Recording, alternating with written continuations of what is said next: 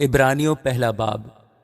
اگلے زمانے میں خدا نے باپ دادا سے حصہ بحصہ اور طرح بطرح نبیوں کی معرفت کلام کر کے اس زمانہ کے آخر میں ہم سے بیٹے کی معرفت کلام کیا، جسے اس نے سب چیزوں کا وارث ٹھہرایا اور جس کا وسیلہ سے اس نے عالم بھی پیدا کیے۔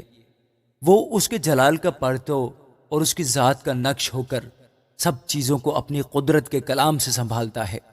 وہ گناہوں کو دھو کر عالم بالا پر کبریا کی دہنی طرف جا بیٹھا ہے، اور فرشتوں سے اسی قدر بزرگ ہو گیا جس قدر اس نے میراث میں ان سے افضل نام پایا، کیونکہ فرشتوں میں سے اس نے کب کسی سے کہا تو میرا بیٹا ہے، آج تو مجھ سے پیدا ہوا، اور پھر یہ کہ میں اس کا باپ ہوں گا اور وہ میرا بیٹا ہوگا۔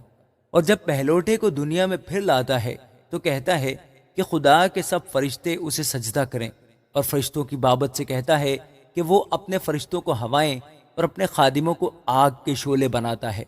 مگر بیٹے کی بابت کہتا ہے کہ اے خدا، تیرا تخت عبدالآباد رہے گا اور تیری بادشاہی کا عصا راستی کا عصا ہے۔ تو نے راست بازی سے محبت اور بدکاری سے عداوت رکھی، اسی سبب سے خدا یعنی تیرے خدا نے خوشی کے تیل سے تیرے ساتھیوں کی بنسبت تجھے زیادہ مسح کیا۔ اور یہ کہ اے خداوند، تو نے ابتدا میں زمین کی نیو ڈالی، اور آسمان تیرے ہاتھ کی کاریگری ہیں، وہ نیست ہو جائیں گے مگر تو باقی رہے گا، اور وہ سب پوشاک کی مانند پرانے ہو جائیں گے۔ تو نے چادر کی طرح لپیٹے گا اور وہ پوشاک کی طرح بدل جائیں گے، مگر تو وہی ہے اور تیرے برس ختم نہ ہوں گے۔ لیکن اس نے فرشتوں میں سے کسی کے بارے میں کب کہا کہ تو میری دہنی طرف بیٹھ، جب تک میں تیرے دشمنوں کو تیرے پاؤں تلے کی چوکی نہ کر دوں؟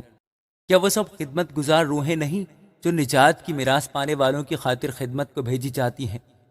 آمین۔